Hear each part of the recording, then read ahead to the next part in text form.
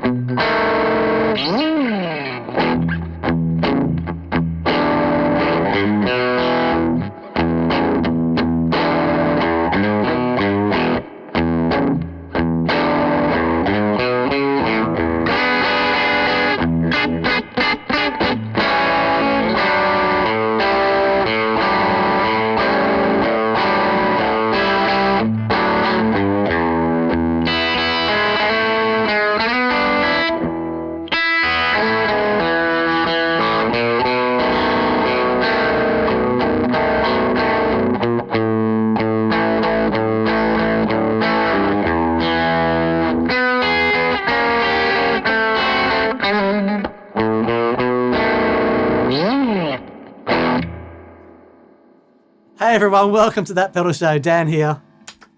Mick here. Hello, and I'm Dave. How do you do? Ladies and gentlemen, the wonderful Mr. Dave Gregory joining us today to talk about these amazing things. Thanks. No worries. We have been asked... First, welcome, Dave. Yes. It's fun to be back. Thank you for inviting me. Of course. A couple of years back, we did a show on Rickies. We didn't know much about Rickenbackers. Dave knows a great deal about Rickenbackers, so he graciously came in and gave us, schooled us in some Rickenbacker history. And same is true for Firebirds. Lots of you out there watching have bemoaned the lack of the Gibson Firebird on that pedal show. So what better to do than get Dave along, who has a wealth of knowledge about all vintage guitars, especially these, and has very kindly brought along a handsome collection. What first got you interested in Firebirds, Dave? Well, I'm always interested in the more obscure side of vintage guitars, the ones that you don't see so often. You know, we all love the 59 Burst. We love the Stratocaster and all the custom colours.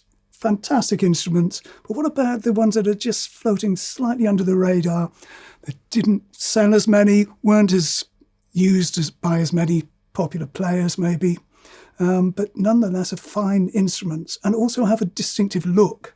And I think there was something about the this dark mahogany finish that most of them were done in, you know, this kind of tobacco sunburst. It was doesn't look very exciting, but it just kind of it's the mahogany. I love the mahogany. That's the source of it. And then you've got this variety of different... They designed a new pickup specifically for the Gibson Firebird in 1963. And these mini humbuckers were unique to this range of guitars. And I should point out at this point, as if people probably have noticed already, these are the later issue Firebirds, generally referred to as non-reverse, which were introduced in 1965 following some catastrophic production mistakes made with the original version, one of which is over here. You'll see in a minute. But I love these guitars. They're lovely to play. They sound great. They've got that all-important old-growth Gibson wood. Yeah. And you just don't see so many people playing them.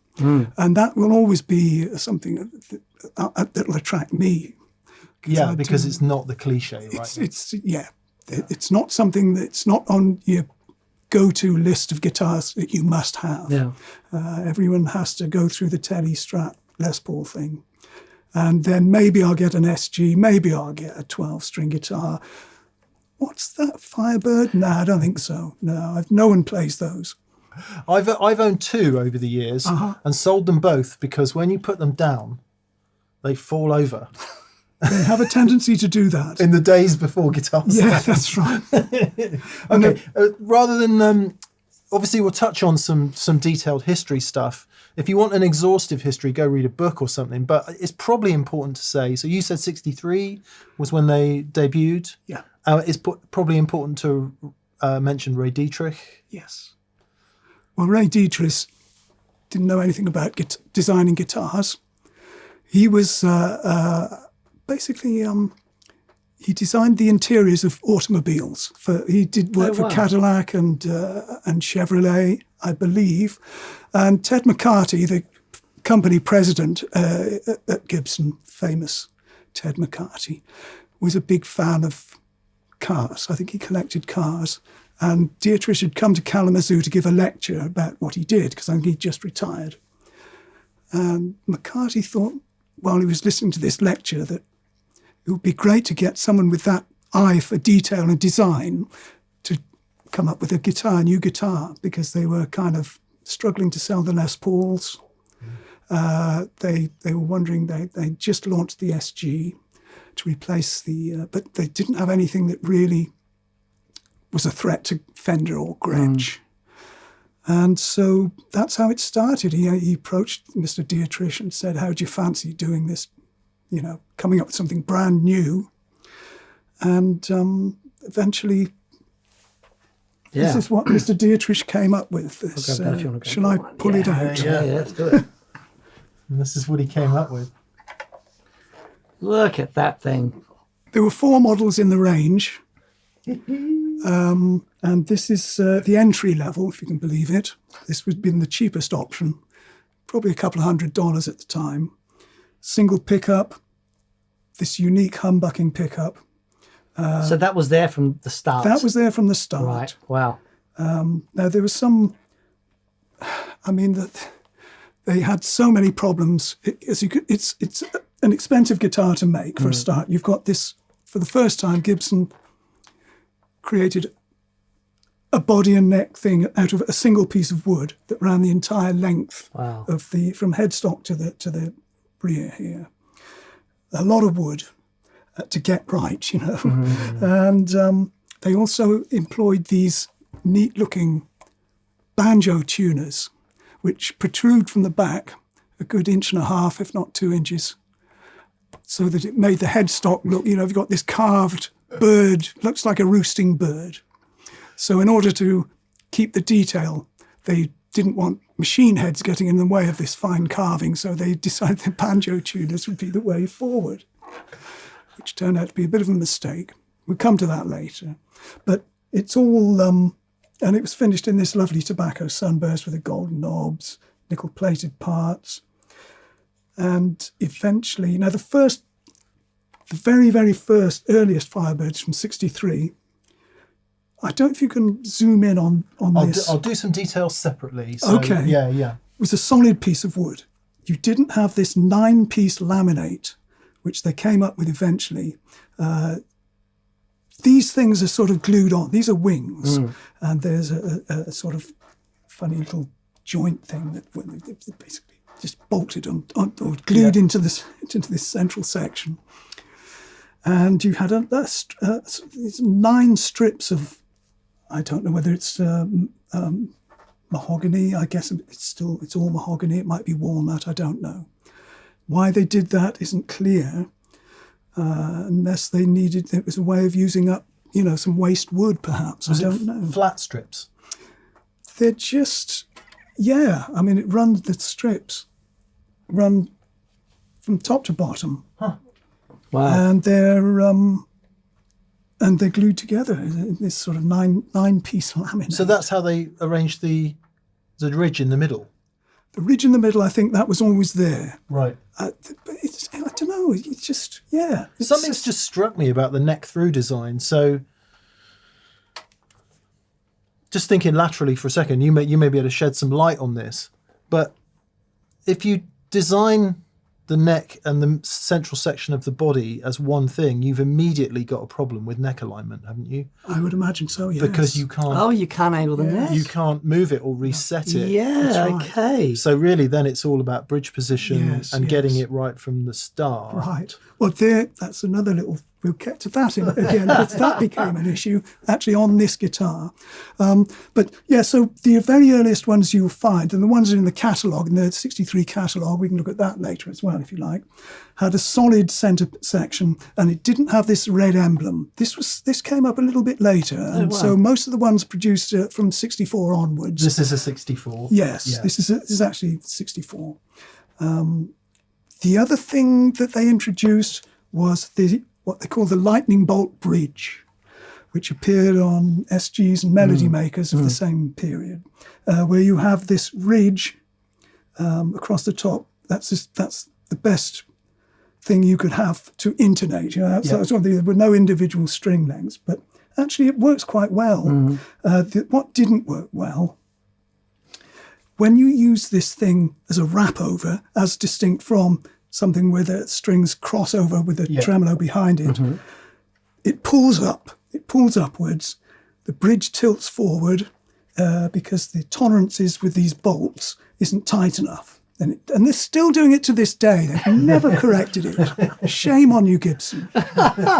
So what you have to do, you know the little thin washer you get when you buy a new pot? It comes with a bunch of nuts and a couple of washers. Take one of those washers, cut it in half, and shim it under here. And because there's too much movement in the gap. Okay. Right. And because I've picked up guitars with this bridge on, where the top string, there's virtually no break point where it crosses the ridge. Right. And the string just won't speak. Yeah, right. So you have to make sure it's as horizontal as it can be if it's being used as a wrap over. It's not an issue if you've got the trem behind the thing, because the like bridge this one, for is strict. example. Exactly, yeah. It's that specific turning force of it going that way. Yeah, that's right.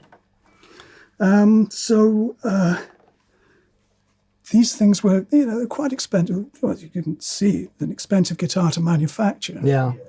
And the sound. Can I just plug this in? I was going to say it is about that time. Yep. Okay. Because I think what they were trying to do was get the Fender sound in a Gibson guitar. And There's all the shuddering going on at Gibson at that statement. Let's give you a... let me Do you need me to help, Dan? That's all right. Can I just tune up? Yes, you can. There you go. So the pickup at number with the tone at 10 and the volume all the way up.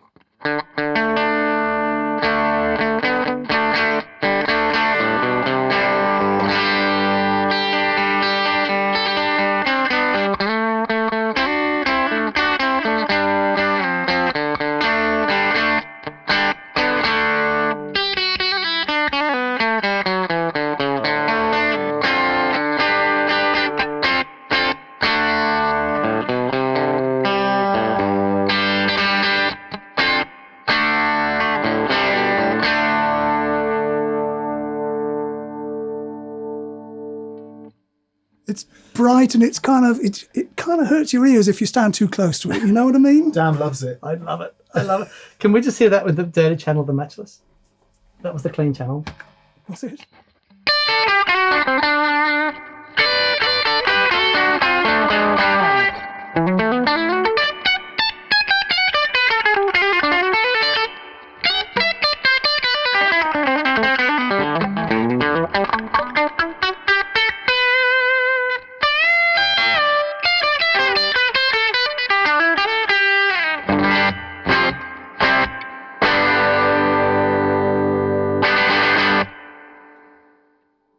Awesome. So you'd need to roll the tone back a bit. I tend to, actually I used to go all the way down to about number 3. Yeah.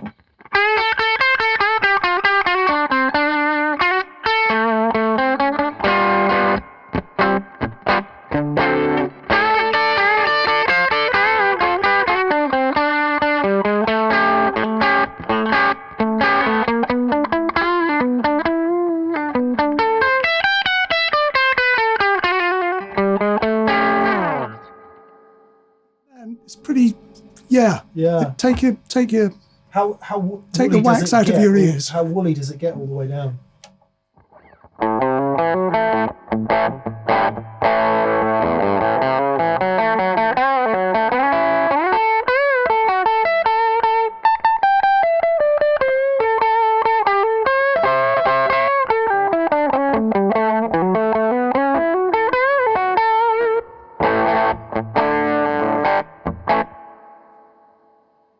like that.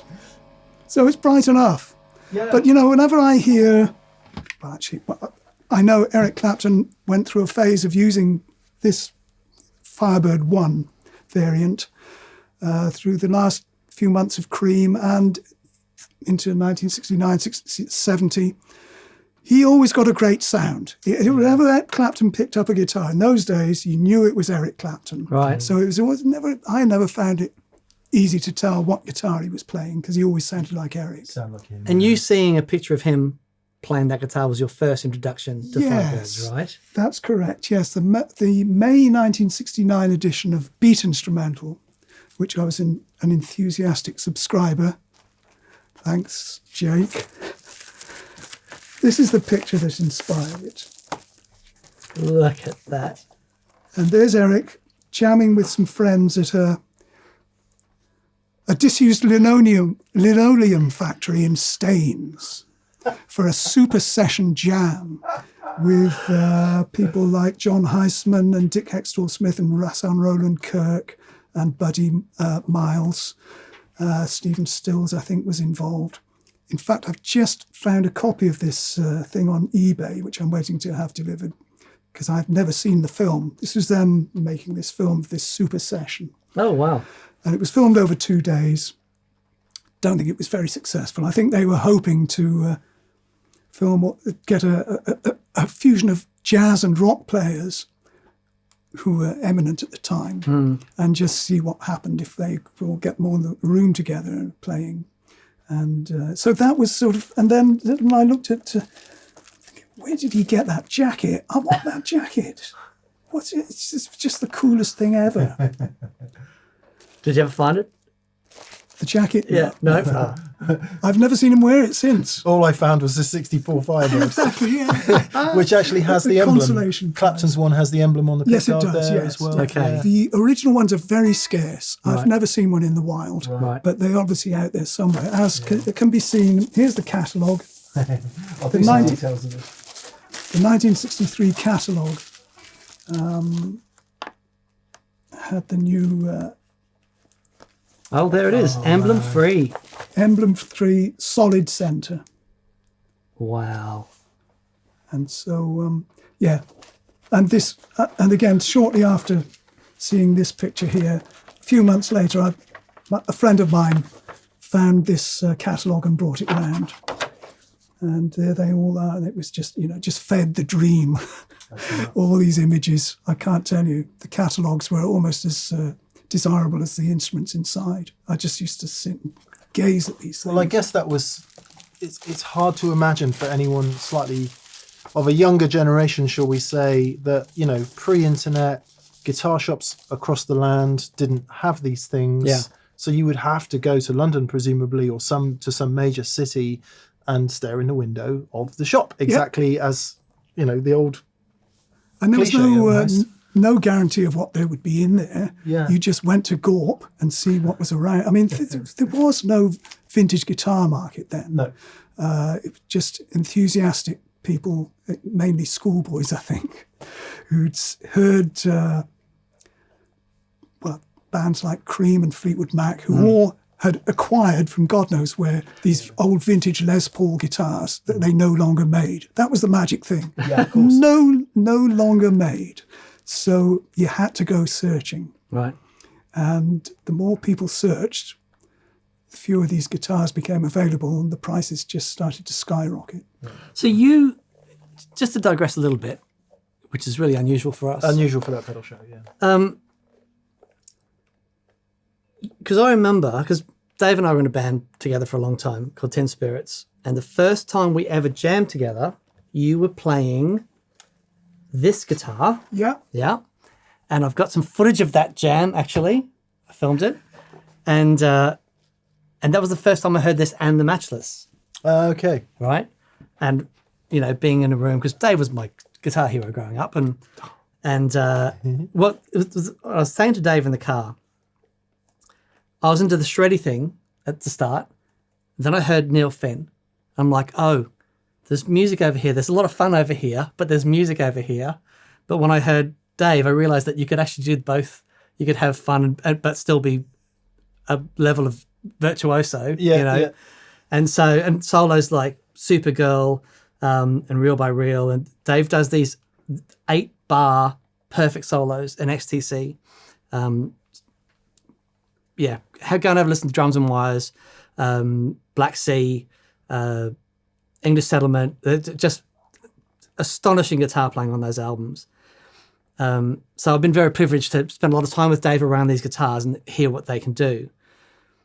But you got into the vintage thing like early on, right? You sort of recognized that these guitars had something about them that you were gravitating towards. Yeah. Eric Clapton, Jeff Beck, and Jimi Hendrix as well. Of course, those three guys, their names always come up. Yep. When you're talking about influences. And I was just at the right age. What was I, 14, 15 years old? And my ears were wide open to what was going on. In England at the time, it was the British blues boom. Who remembers that? But that's where it all began, this whole vintage thing. Because Clapton and Peter Green as well, of course, all had this great, great tone. They'd learned the left-hand vibrato. The Marshall amplifier was around. That just suited, that matched with the Les Paul. What a great team. You know, a vintage Les Paul and an early Plexi. That was the sound. But of course it was expensive, hard to come by. If you were in London, you stood a better chance of picking something like that. But basically it was just the sound of those instruments. To my ears at that age, it just, I don't know. And it's still, I still play... Well, you know, that Then Play On by Fleetwood Mac, which isn't, I wouldn't say it was a great album, but the guitar sounds on it were great. Right. And I will always, every time I put it on, I don't want to take it off. I just want to listen to it from start to finish. Just to feel the warmth of those instruments. And so I can't explain what it is. It's what happens when you're at a certain age, at an impressionable age. What goes in, the sponge soaks it up and it stays there. That's really what. But so I've always been chasing pre-CBS Fenders, right, and old growth Gibson stuff like this. Anything that's slightly out of the ordinary. Much later on, when I finally had some money to spend, of course, the collection started to grow a bit. And I started experimenting, looking at some of the other odd things from Europe and old Hofners and things like that. But it's just I still find the sound of these guitars, especially when you couple them up to the Matchless amplifier. That's a perfect marriage for me. To my ears, that's music. Yeah. And I'm sure there are people watching who will understand exactly what I'm saying in terms of what it is that hits you at a certain age. Sure. And you carry that through the rest of your life, really. That kind of defines your musical taste, and it stays there forever. Happy days. Awesome. Happy days. And thankfully, what was hitting you at that impressionable age was Peter Green, Eric Clapton, Jimi Hendrix. Yeah. Jeff Beck. Yeah. Don't forget Jeff. Jeff. Can we talk about Jeff? Yeah, let's talk about Jeff. The guitarist, not only the guitarist, but just it just kept on getting better. Yeah. I mean, even when he was distracted by all that rubbish in the 80s, trying to keep up with the, whatever was trendy at the time. Yeah. Shouldn't have done that. Yeah. Come on, Jeff, you can do better than that. But, he came back and... remember, Guitar Shop came out and it just blew a my game mind. changer. And for my money, the Emotion and Commotion album he made was 10, 12 years ago now, with the orchestra and what was he, in his mid-70s, I guess, when he made that record, or early 70s. And you just think, how much better can he get? Yeah. So R.I.P. Jeff. It's really, really super influential and impossible to copy. Yeah, absolutely. Absolutely impossible, and so influential.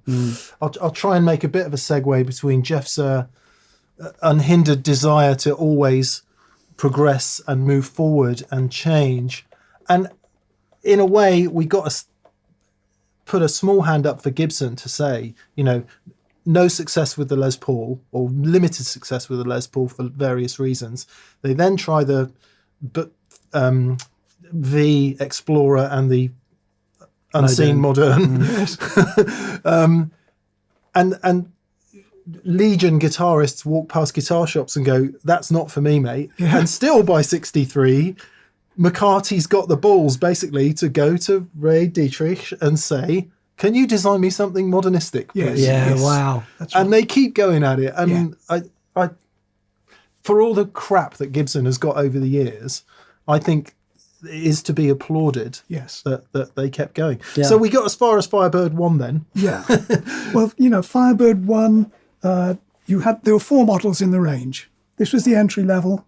Then the next came Firebird 3, which had a humbucker here as well. So you had 2 humbuckers and a spoon handle vibrato, like the old Epiphone. Mm-hmm. It's just a piece of spring steel, three screw holes, and a bar. It's just a piece of spring steel that's tempered. Yeah. And it works, you know, it worked well. And then then you got a little bit more expensive. The 2 pickups remained. You had a deluxe vibrola, which was, you can see something similar on that, which had this sort of trapeze frame covered with a nickel-plated cover, and the lyre, and that's right, like this. Yeah. That's what you're looking at. And it also had these crown inlays and bindings on the neck, and it was all nickel-plated. And look, that for me, I'd love to find a nice, clean Firebird V, reverse, but there again, cost, and most of them, so many of them have broken headstocks. We can examine the reason. Why do they have broken headstocks? We'll Dave? get to that in a minute. Okay. And then Firebird VII was all gold-plated and had 3 pickups. Right. And this thing, the vibrato, gold-plated tuners and big pearl block inlays. Very handsome guitar, which I always felt kind of tried a bit too hard. But Brian Jones of the Rolling Stones was the guy you saw playing one of those, even though I wasn't really aware of it at the time, because, we didn't have TV. I hadn't seen much of any of the rock bands that were popular at the time. But in 1965, Brian had, I think he and Keith had one each. And I'm told that Keith recorded the Satisfaction fuzz tone guitar on a Firebird VII, which I found quite extraordinary. Because when you hear him switch it off, it doesn't sound like a Gibson Firebird. You know, when the riff... But when he's playing the chords, it's a different, it doesn't sound... Yeah, but you can't go by the sound of a bypassed FZ1A to accurately represent any No, guitar. that's true. So that was the range, and now you see, I see quite a lot of 7s. What's Phil Manzanera's Firebird? Yeah, that's a 7, That's a custom 7. colour, Right. cardinal So red. if it's gold, it's a 7. Right? Yeah, that's right, yeah. And Polly Jean Harvey is wrestling with one. She's great, actually. I love her playing. But it's great to see this small woman, should we say. Massive guitar. Huge guitar. Yeah. Awesome. Okay, so it's not 1, 3, 5, and 7 pickups then, which is something I often read online. It's odd, the numbering system, because they made, of course, 2 companion basses, 2 and 4. So it's Thunderbird 2 and Thunderbird 4. Thunderbird 2 had 1 pickup, Thunderbird 4 had 2. Of course it is. And they weren't big sellers. So Gibson never waded in with a Firebird 2 and 4 in the 70s or anything? No, they didn't. But they did something awful, the Firebird X in the 2000s. You remember that thing? Yeah. But yeah, no, this is, that was how it worked. Well, of course, the guitar didn't sell. It was too radical. Didn't have the necessary... a Fender guitar has a sort of rhythmic, it's like it's got a percussive punch to it that really these pickups don't have. They're bright and very brittle sounding, whereas a Fender guitar, the right Fender guitar of the period would have a more, a sound that was easier on the ear, shall we say. Yeah. So they... Could we each just have a very short play on that? I've course. literally never ever played one plugged in. Okay. I'm going to very carefully put this somewhere, very carefully, and see what each of our reactions is. Daniel, can I help you? You can help me with that one. With that one. Thank you, sir. Firebirds as far as the eye can see. Having never had one in here, now we've got more Firebirds get rid of the bloody than a things. Firebird factory. Okay. We can hold on to this one. Okay. Okay. I'll leave that plugged in for the moment. Okay. Oh, I see. You're going to, yeah. I'm not sure how this plugging in system No, works. we started off with good intentions and ended up all over the place. Okay. Ready then, Daniel? So where do you want to go? I'll go A, please. A. Yep.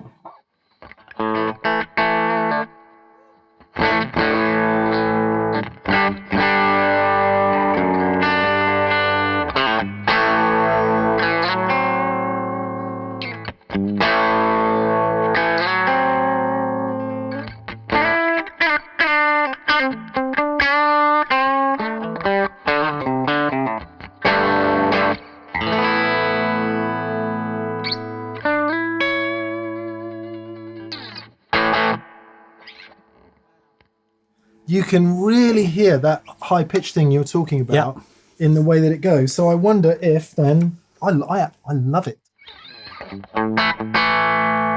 It sounds like a telly.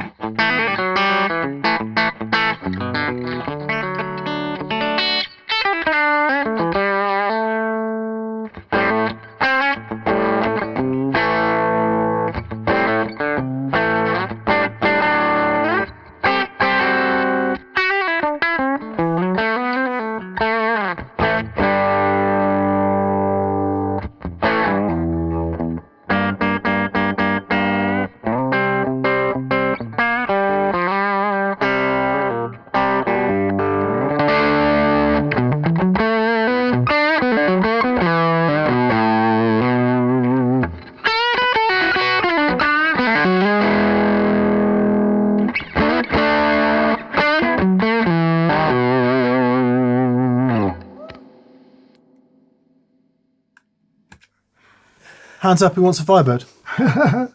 Me, sir. Please, can I have one more? It does. So okay. So we've read this a lot, and people say it a lot. It's totally unique. Totally unique. In the Gibson. Doesn't sound like idiom. anything else. Nope. Literally like nothing else. Right. It's so solid. Yeah. It feels so solid. Yeah. My SG doesn't. It has a movement to it. This thing is rock solid. Mm-hmm.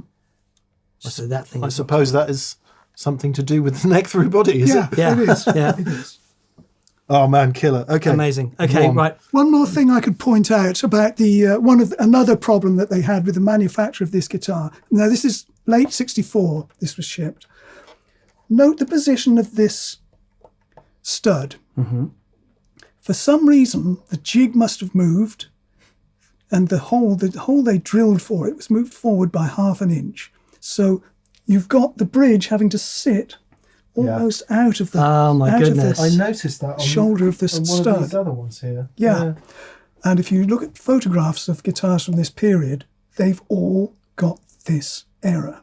And you'd think, now if you were at Gibson, right, and somebody drew it to your attention, guys, I think we've messed up with the location of this stud. We can't get the bridge to sit properly and keep the intonation correct.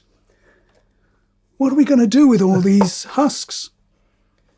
I would have thought, well, why don't we plug the hole, Move it back. drill a new one in the right place, put the stud in, and then spray them a custom colour and charge an extra 20%. Yeah.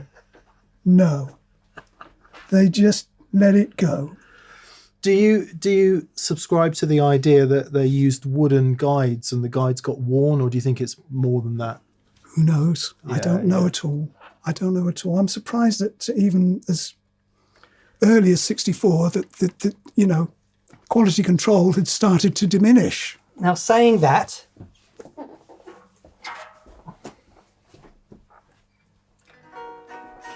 so this being 61, Yes, same issue, Opposite. but opposite end. but that's right because that they shouldn't be.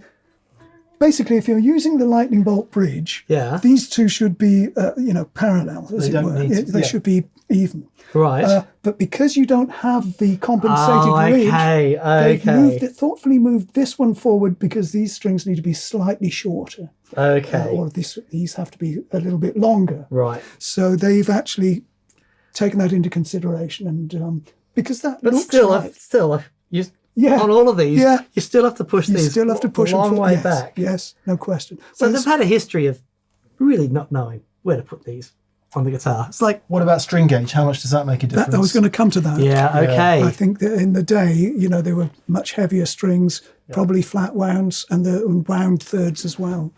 So There you That go. might have been the answer. Interesting. okay, so we do have another reverse body one to look at the end, but we're now into the non-reverse body. Yeah. I've always got this wrong. I'm happy to admit it.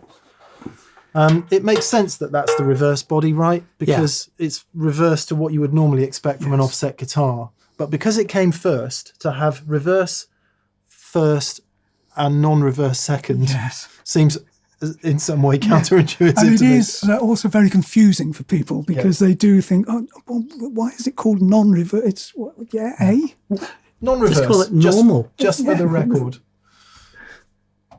Don't define me by what I'm not. Is this chronologically next, or are we... chronologically next would be the Firebird I. I remember when you got this guitar. 2011 I got this. Yeah. I came over to your house and you were... I can have to say it's my favourite player. Yeah. It's my favourite player. So some significant differences here.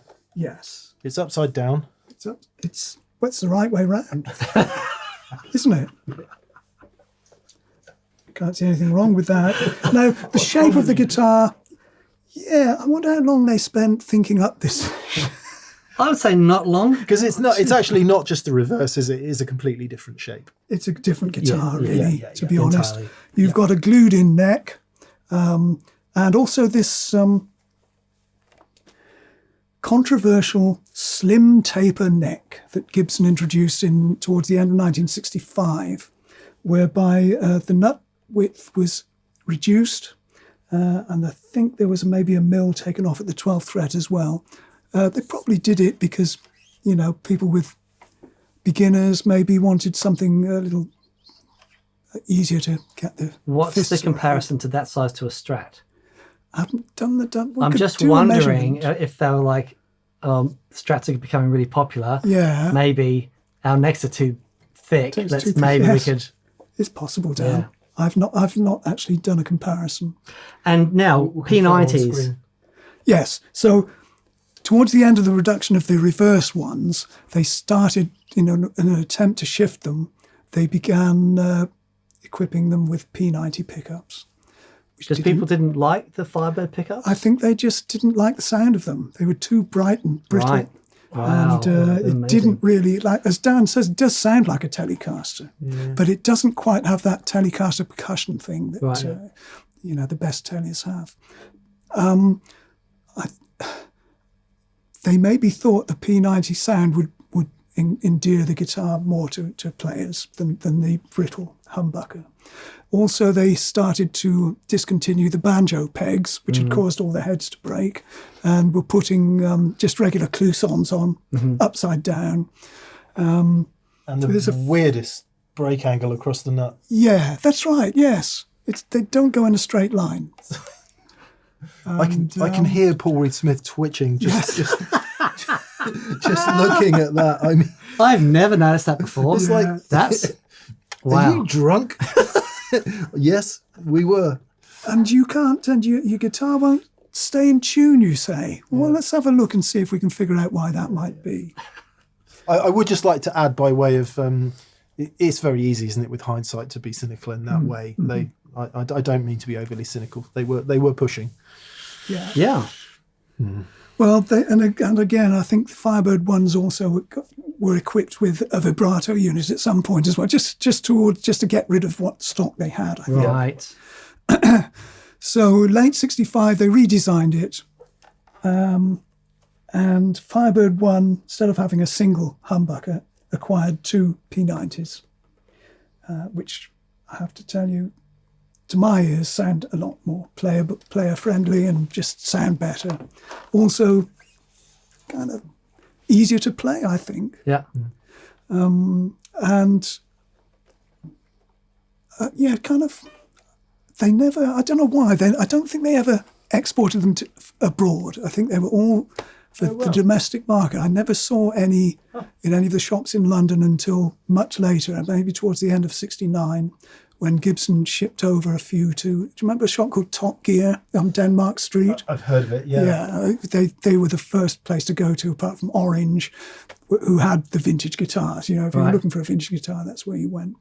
And I think they acquired a few non-reverse Gibsons right at the end of production, towards the end of '69. And but I think that's the reason they didn't catch on in this country, was because they weren't sent over. Yeah. And did they stop them in '69 then? I gather they ceased production, yes, towards the end of '69. There might have been a few leftovers in '70.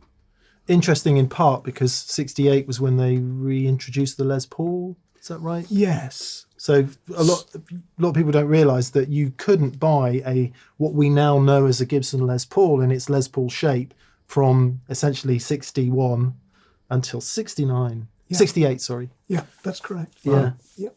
Which is mad to think of that now. Well, when you consider how many records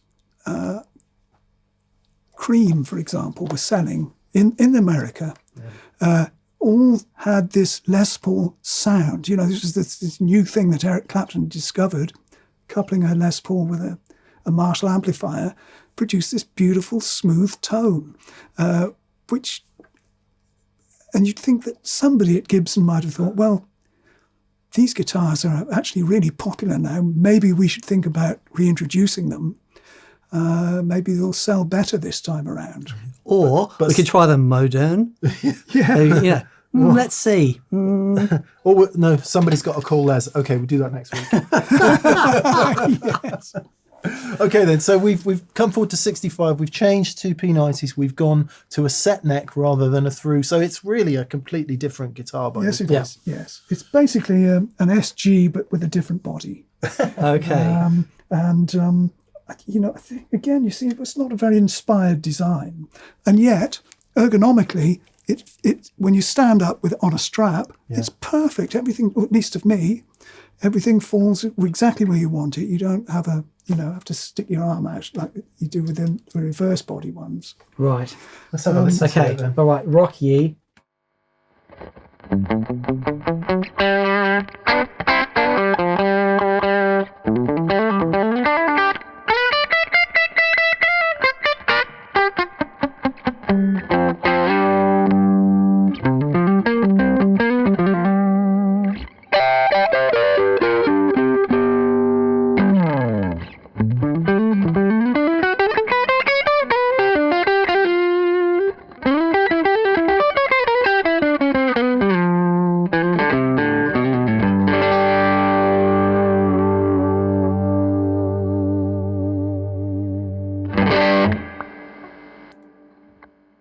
Love a P90, haven't you?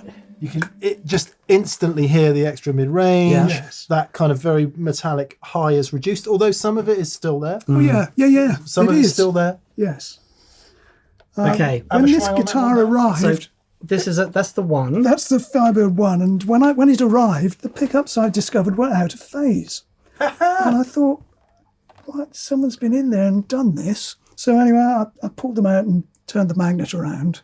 So it's all back in phase again. And then when I tested the polarity with my tester, that's south to strings, as you'd expect, and now this is north to strings. So I don't know what's going on in here, how I was able to get it back in phase with the two magnets at opposing. Maybe it's just now formed a big figure of 8 humbucking circuit. The two pickups are on. I don't know. And they're not wired out of phase. It's not as simple as that. I don't think so. Who knows? I'm not an expert on that. I have to get Matt in. Yeah, right. Matt Montes. Are you going to have a play on this one, Dan? Let's just have a listen to that one. I can hold this if that would help. Okay. And this is your favourite one, Dave, is that right? Yeah. Yeah, yeah. Okay.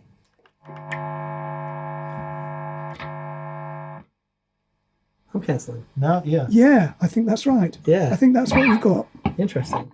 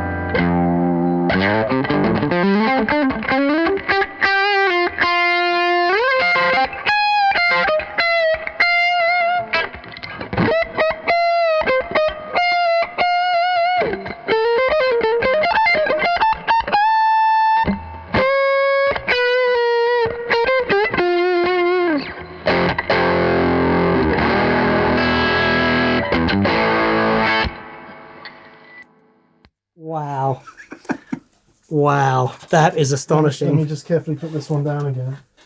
That, I think the first note you hit in the middle of the neck there, without any extra gain on, was just like, that is the sound. And what I'm hearing with the crossed the sound screen. Oh, sorry. is the mahogany. Right. It just sounds big and brown. Yeah. And so this whole debate about tone woods, which is another topic, there's full of controversy and speculation and what have you, but I firmly believe the wood is every bit as important as the pickup. Yeah. Don't care what anyone says. I definitely hear a family resemblance coming through this, coming through the 61 Junior, coming through any slab body mahogany guitar. Yeah. There's something about the mid-range that's very Yes, specific.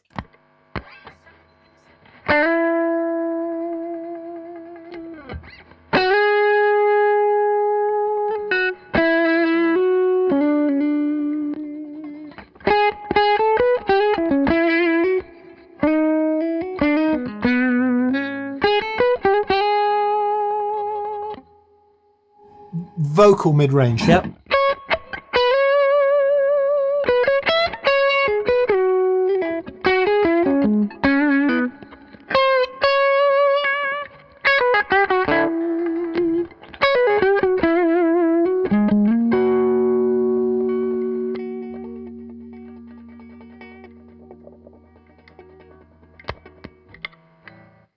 Just trying to work out what does what. Bridge pickup volume. Neck pickup volume. That's what I was looking for. So we'll go from both. We're in the mid position and we've got both full up, and I'm just going to knock the neck pickup back a bit.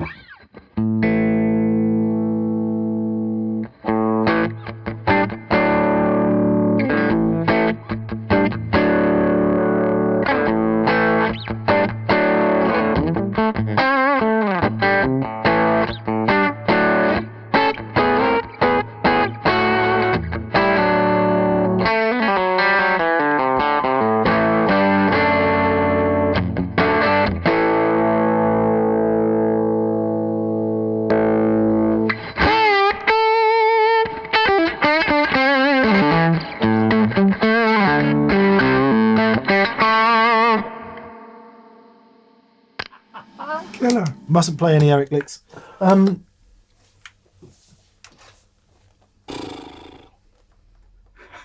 It's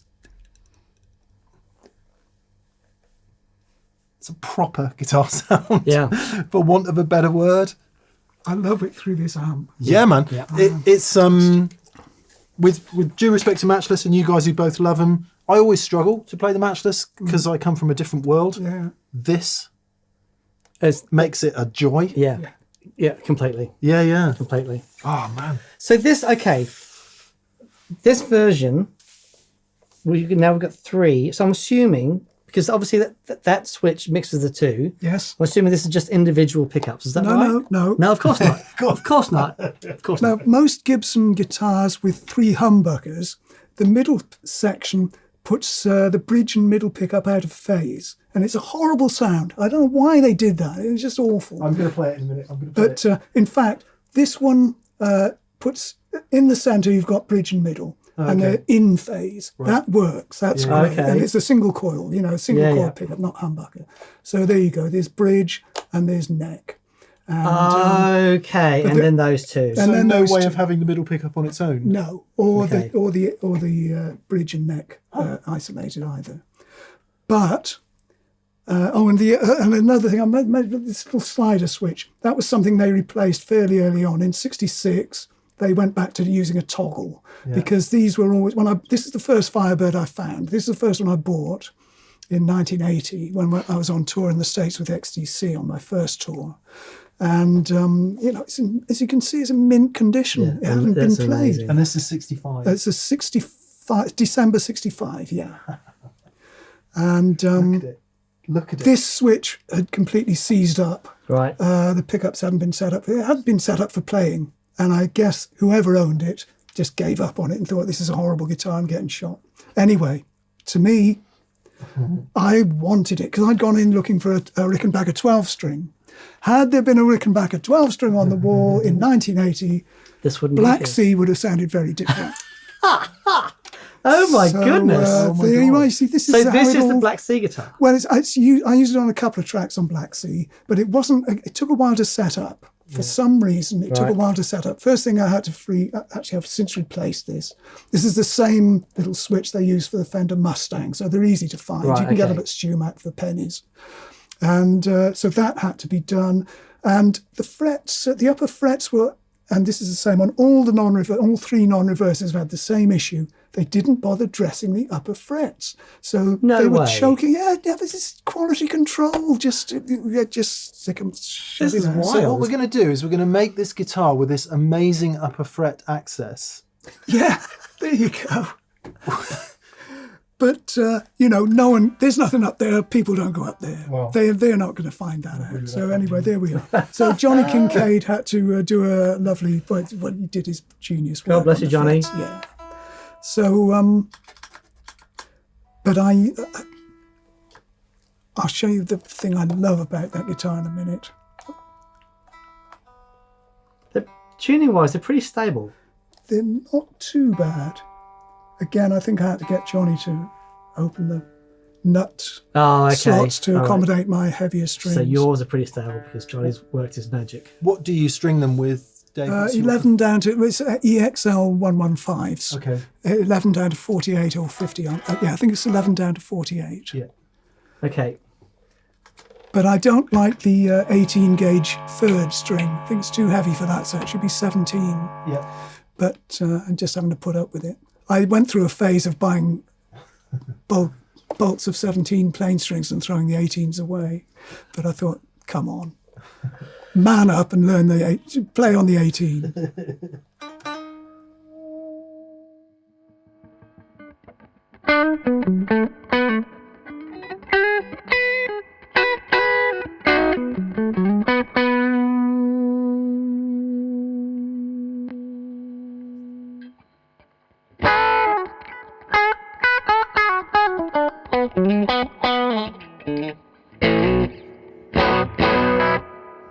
That's the sound. But you're finding it impossible because the middle pickup's in the way, right? I'm finding it really tricky. Yeah, that's it. Sorry, that's why I put my hand up. Okay.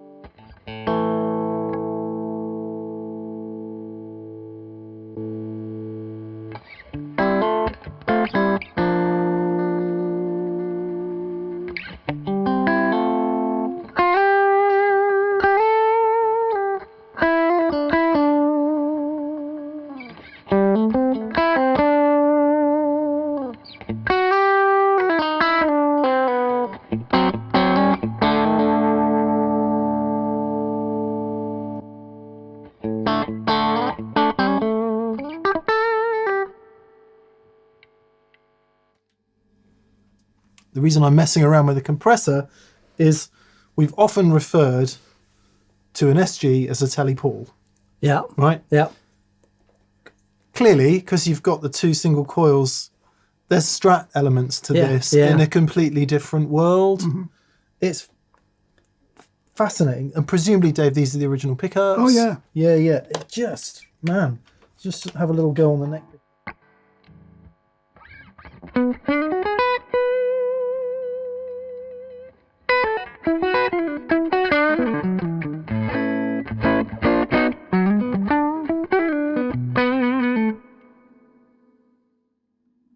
What's super interesting about that, where we started with the original one, that top end sizzle has now completely disappeared. It's not in this guitar. No. And it's fatter all around. Yeah. But man, that just, oh goodness me. One final go.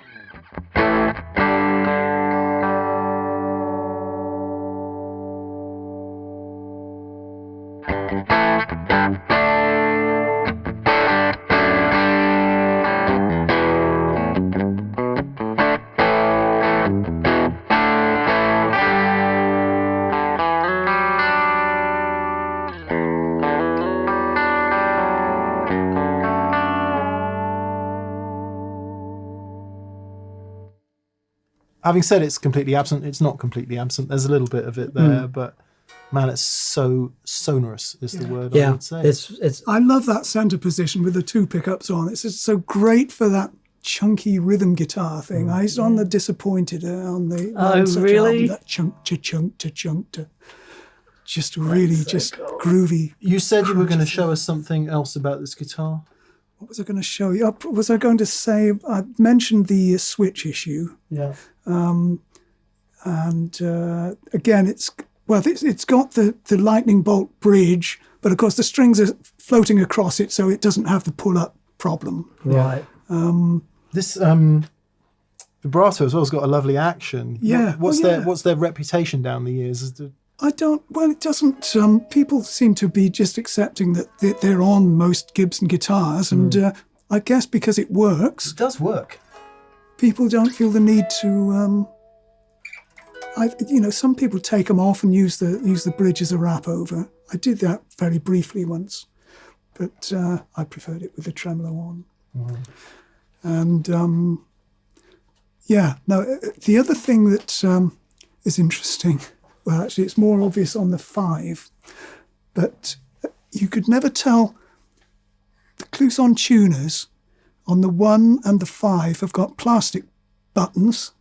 On the 3, it's got nickel-plated buttons, and on the 7, they're all gold-plated buttons. So I don't know how they decided. What? I don't know. Maybe it's just random or whatever was in the bin at the time. I have a theory. So, sorry, you say the 1 and the 3 were that colour? No, 1 and the 5 were had plastic buttons. Yeah. The three's The got 3 had metal. nickel buttons, that but makes I no have seen sense them. Yeah. I was wondering if maybe the plastic ones are the cheapest, the gold ones are obviously the most expensive, if these were in between. So if there was something else about the 3 that made it more expensive, but not the case. No. No. Okay, so I just want to grab something real quick. Oh man, this is just Amazing. killer. Just wanted to bring this out quickly. Just because I'm only getting to grips now with some really amazing things that Gibson were doing in the early 60s, making some amazing decisions and things that didn't work so well. This, I think, has got to be chief among them. Yeah, well, it's very important. Sounds great. You wouldn't move it, but you can't work as a tremolo. So that is the Maestro Sideways Vibrola, is Yes. it? Yeah. Even Ted McCarthy admitted it was an utter disaster. That is so interesting.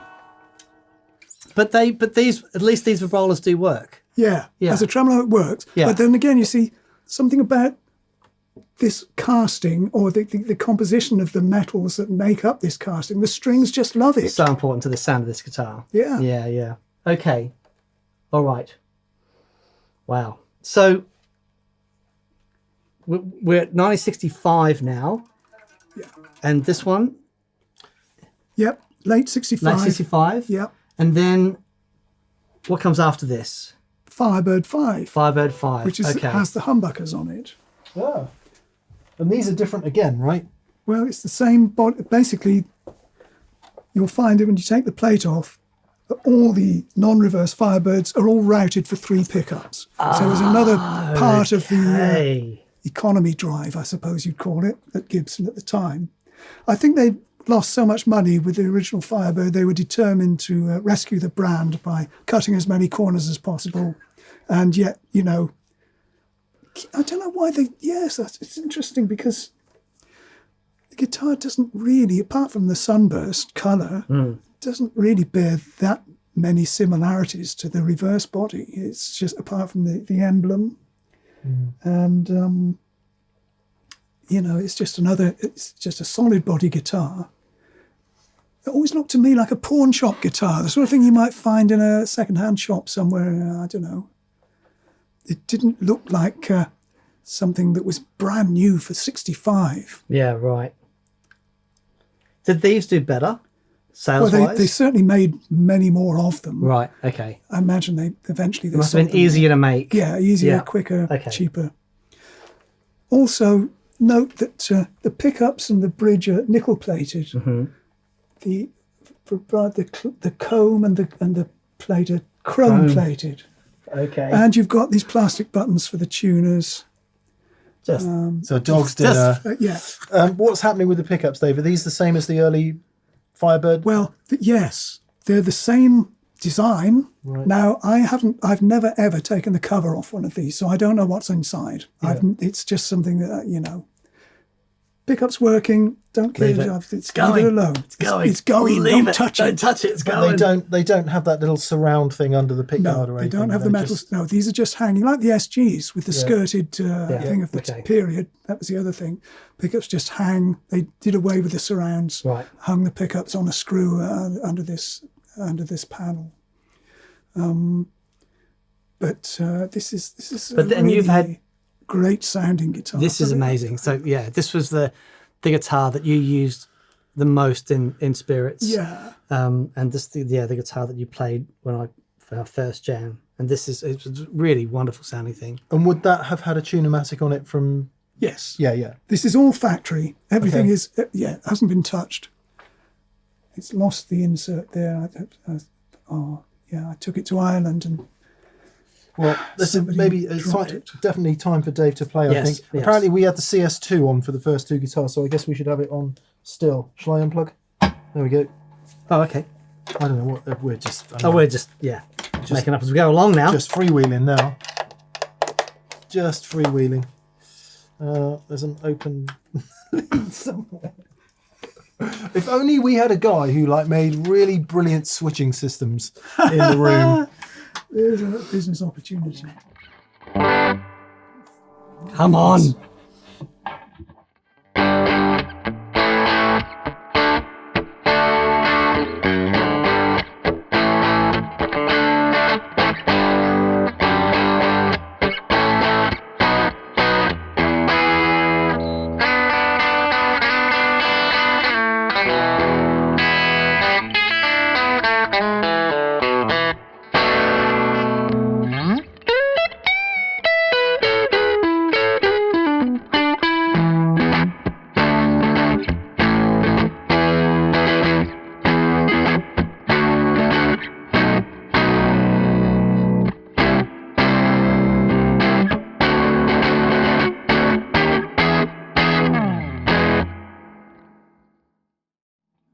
I like what it does with a chord, you know? It doesn't get fluffy or, you know. You can hear every note nice and clear. Arpeggiating is quite satisfying. The only thing I have found is that it does need some love, as you put it. Yeah. If there's not enough power from the amp, it can just disappear in a mix. It's very, very thin and stringy sounding. But I just love with just a little bit of overdrive attached. The tone is amazing, and it just feels nice to play. You know.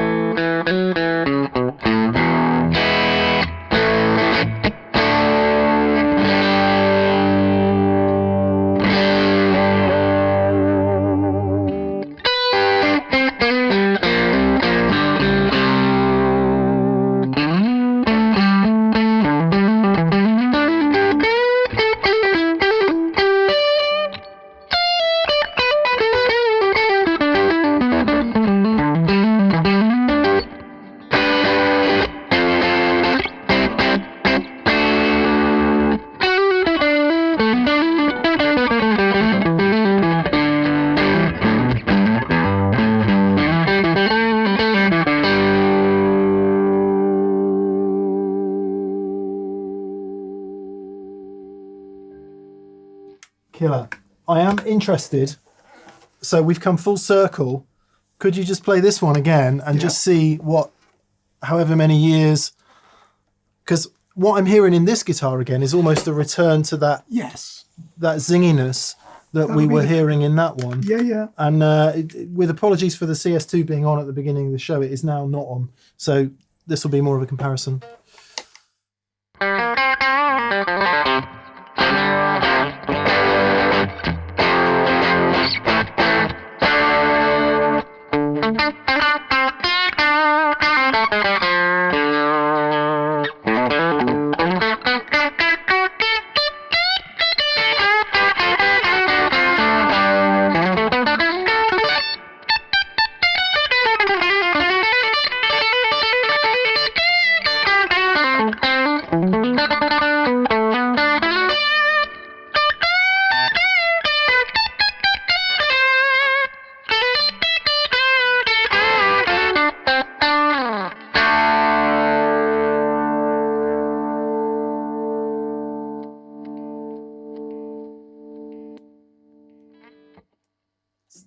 Very different sounding. Yeah. Yeah.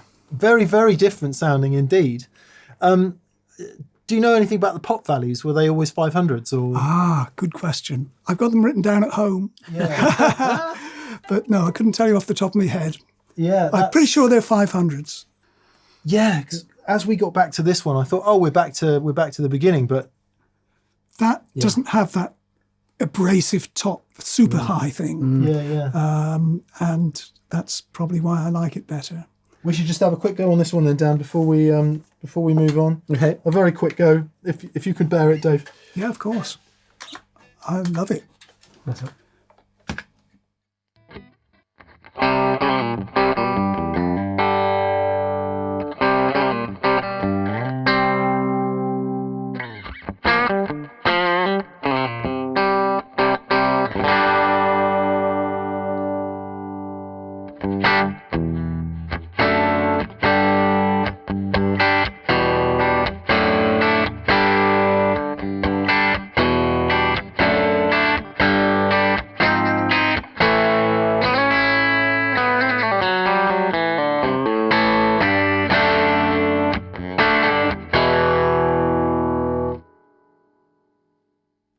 It's almost like a Blackguard Telly, Yeah.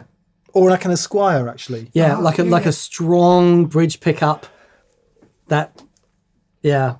It's like a top loader Esquire, is what I'm hearing. Right. With that, with the top, Yeah, that sizzle. with the sizzle. See what you think. Oh, there you go. Oh, yeah, okay, that's the volume there. Okay, all right.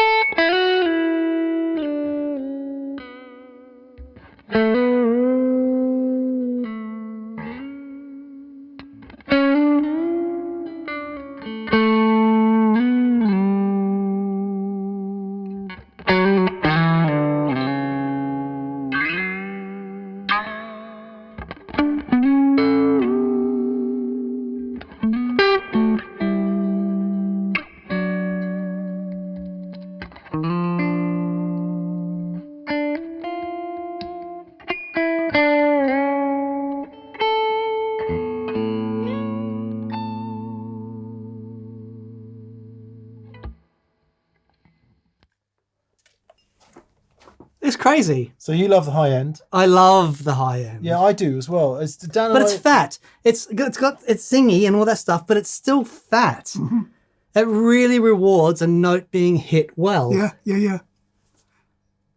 I love this. That is astonishing. No, what I love particularly like about the two humbuckers in the middle position. It's great if you're playing arpeggios or you want to hear every note in a chord without the sludge that comes with it. That's the best configuration for me. You know, that's sort of what I've always felt worked really well. Interesting you say that about chords and sludge, Dave. What I'm kind of hearing in all of them actually is, particularly that one, is kind of almost like a post-production EQ. Oh, really? Yeah. So, It's like a you know, to get produced- a guitar to sit in a mix, quite often you get rid of 200 to 400, you know, just so that it doesn't bloat. Add on some sparkle, 10 to 12k maybe. I mean, I'm not saying this is just as an example.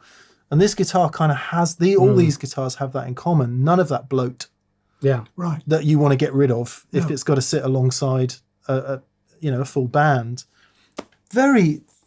And I'll just say again, totally unique. Yeah. Totally unique in the Gibson world. Yeah. Now, I've not played any of because they reissued these, didn't they, in the early 2000s? I think they did a run. Yeah. They messed about with the design. They painted them silly colours. But I've never played one, so I can't comment on how they perform as instruments. But you do have a newer. I do have Thing. a newer one, but not a Gibson. It's not a It's Gibson. a Fibson. It's A naughty one, isn't it? Well, it's an Epiphone, It's right? an Epiphone. Do you Yeah, yeah, talk I about think- that yeah, now? please. That's allowed. That's allowed. Yeah, completely. It's, Can I help? it's slightly off topic, I suppose, but I I think- thought I'd bring it along because it's got an interesting, It's a great rather to... sad story really attached to it. Despite what it says on the tin, this is an Epiphone Firebird VII. Yes. As you in the much vaunted Golden Mist Metallic. Golden Mist Poly. I think that's the official name of the colour. It looks like it should have a through body thing, but it's basically got a 10 and a set neck. Oh, I see. It's still got the ridged centre section. But as you'll notice, it has this big smile and the name Foskett on the pickguard. And this belonged to my friend Geoffrey Foskett, who sadly died in December last year. He was one of the main movers and shakers behind Brian Wilson's return to the stage and the recording and finishing off of the Smile album, the legendary Smile album. And Jeff was a lovely chap. And cut a long story short, he called me up and asked me, he was on tour with the Beach Boys in, I think it's 2015. I came over and played in Cardiff. And he called me up and said, would you like to come to the show? A big fan, blah, blah, bring your family. So I got 4 free tickets to see the legendary Beach Boys at the Cardiff. I mustn't have been available. No, I said friends. Oh, sorry. You were probably busy, Dan. So we went down and we met him and the rest of the group, and they were all very, very nice people. And then, they went back to the States, and I didn't hear much from Jeff. And then I discovered that he'd developed cancer. And as I say, sadly, in December last year, he died. And his guitars come up for auction a couple of months ago. And I thought, yeah, I'd like to have something. And to have a Firebird with his name on it, because I think he had a number of guitars with this emblem, because Brian Wilson this was the sort of emblem for the Smile album, and would have said Smile. And I remember seeing a show he did actually at the Smile show that I went to, this was years previously, he had a white Stratocaster. At the end of the show, he'd hold it up like this and it said Smile on the back, I don't know who bought that or whether it was even in the auction. But I wanted I thought, yeah, Golden Firebird 7, don't have one of those. No chance I'll ever be able to afford a real one. Yeah. So I was very, very happy to have got this. Oh, amazing. And when I came over and I couldn't figure out, how does this work with this switch? And there's nothing, whoa, what is this? Stuff wasn't working.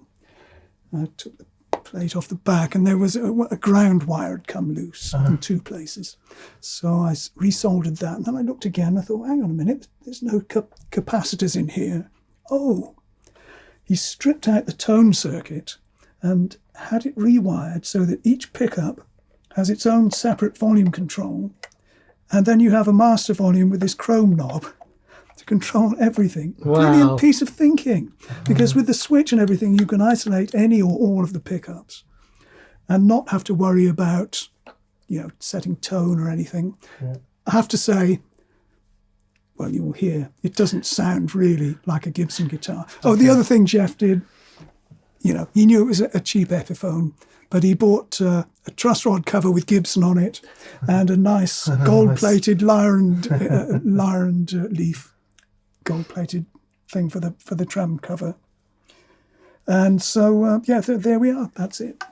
Okay. It's much darker really? sounding Okay. guitar. Well, let's hear it.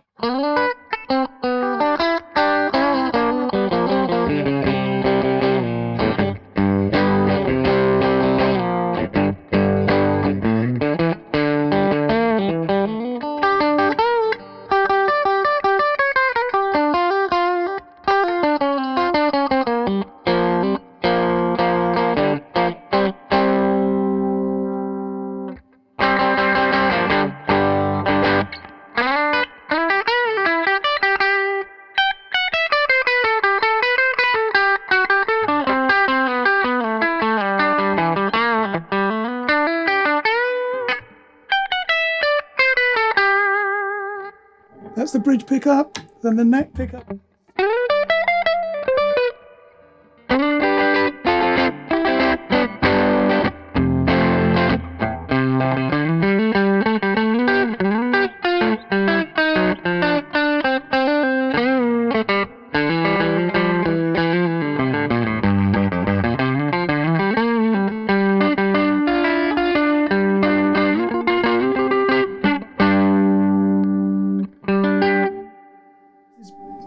Neck and bridge.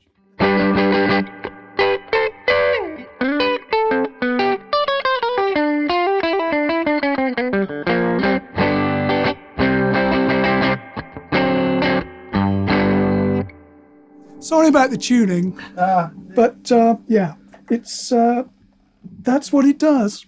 It's a very different animal. Takes a much harder to play. It's a completely different animal. Yeah. In everything I was just saying about the way these sort of feel post-EQ'd and there's no mud and there's plenty of sparkle, that's absent from that guitar. Absolutely. Yeah. In a big way, and yet ostensibly the same thing. Fascinating, isn't it? Yeah. It is fascinating. Yes. And would be interesting to see if a different set of pickups would help and all of that, but I would suggest there's more going on in that to influence that. I think so. Influence that. Well, it's heavier for one thing. I don't know what the wood is. I'm assuming it's a mahogany derivative of some sort, whatever they use in Korea, because that's where it was made. Actually, I've got a couple of guitars made in Korea that are fine instruments. Absolutely. Really well made. Absolutely. And this is certainly very, very solid. Yeah. But that's one thing with all these guitars. They feel so solid. Yeah. Like old furniture. But even these ones, which have got the set neck rather than the actual absolutely. groove, they don't. It's not like the SG where you will. There's an element of that, but it's not like an SG where it's like snap the neck off. Oh man, really interesting. So I've got a theory, Dave. I don't know if you would subscribe to this, or even if I don't know if it might have originated with you, but I feel like we're hearing a lot of guitar in these older instruments, and as opposed to a lot of pickup. Yeah. Yeah. Yes. And my theory is, and it's not my theory, it's a theory that has kind of come about from lots of discussions about this over the years. We talk about tone wood and we talk about wood, let's call it wood because that's what it is, as being, as adding to the sound and as making a difference, and as, I just wonder if it's more a subtractive deal, where they're so simple, you've got essentially a single species of wood resonating and working, and it's just not getting in the way of the resonance of the strings. Whereas in something more complex, a thicker guitar, a heavier guitar, which has maybe multiple pieces or a carved maple top, it's a more complex deal. Yeah. And I just feel like these things... Yeah, because it's not... The tone wheel doesn't add anything. It just doesn't take away anything.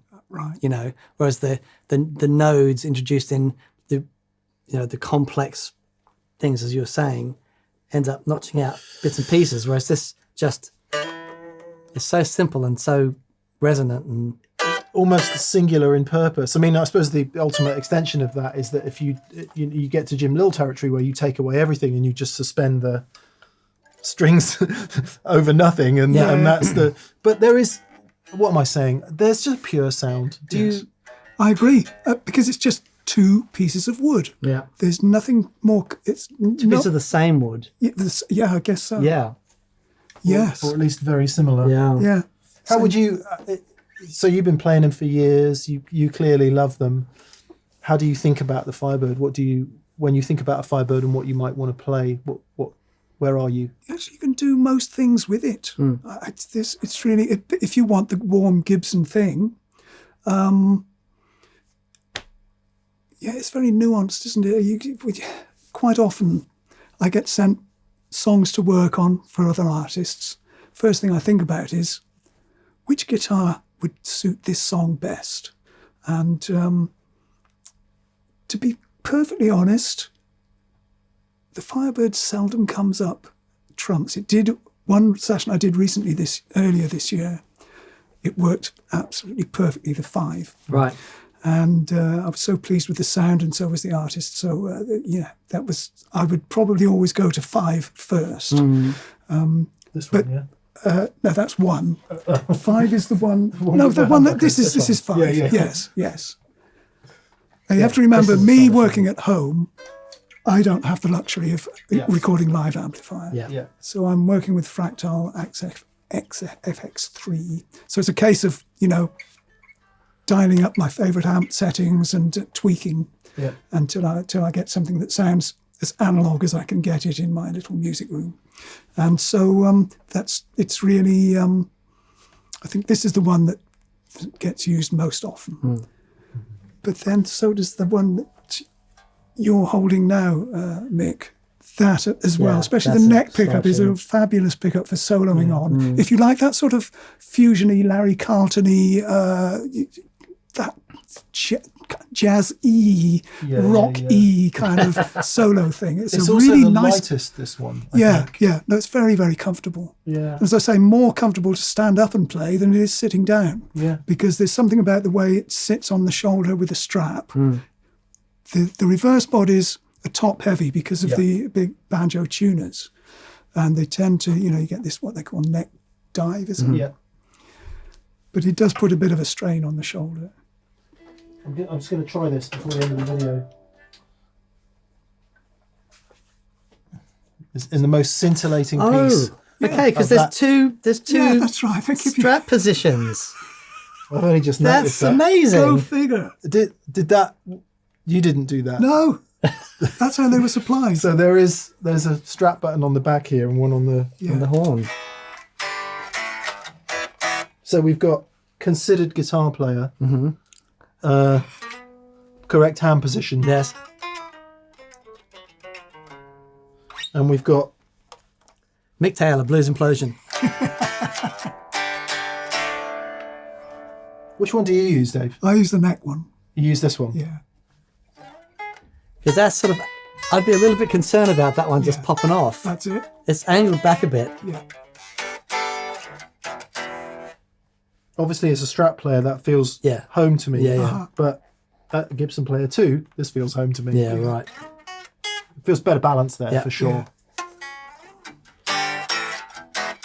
Mate, it is so lovely to hear these guitars again. I can't tell you. I'm overjoyed to hear them through your setting here. I mean, this is spectacular, this little studio. Just amazing. And that Matchless amp. I've only got it because of you. Yeah, well, good man. I'm glad to have promoted the brand. Have we concluded our Firebird tour de force. Unless you want to talk about the case issue with the reverse. So this is hilarious, right? Let's finish with the case issue. We have to have a look at this. Here it is.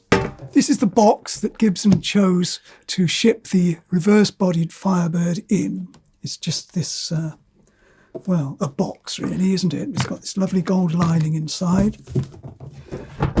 So far, so good. Let me just get rid of this for the time being. Now, gentlemen, you'll notice you place your Firebird in the case. We turn it around just a little bit. Yep.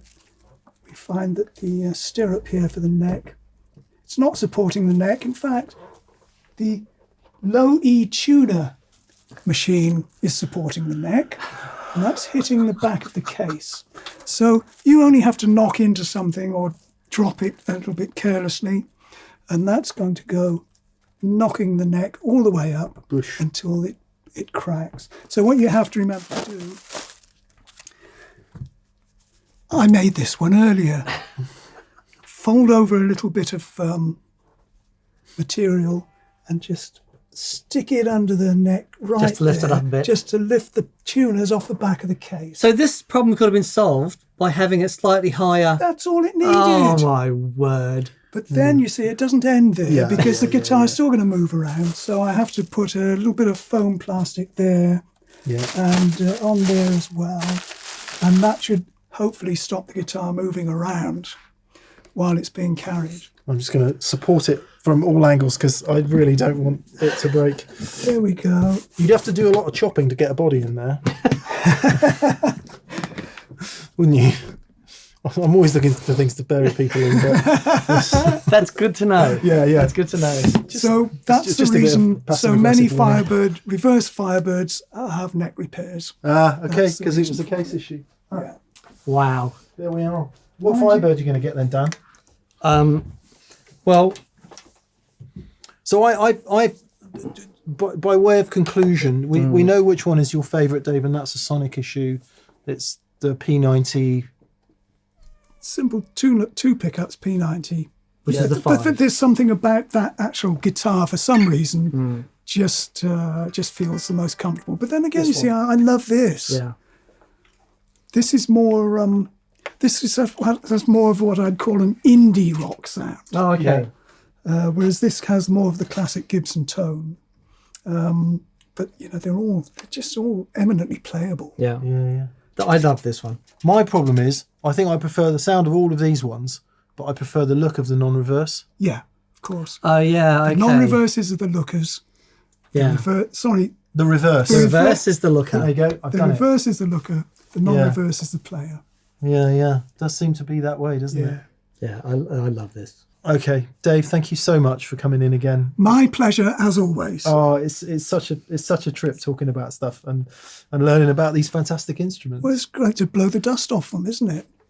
Yeah, I think it's. Well, thanks for the opportunity. It's been a lot of fun. Please subscribe. Click the button. You know what to do. Helps us out in a big way. And check out the links in the description below. Thanks to our patrons on Patreon. Thanks for everyone for watching. Indeed. Yeah. Thanks again, mate. Have a good day. We'll see you soon. Bye-bye. Bye. Bye-bye.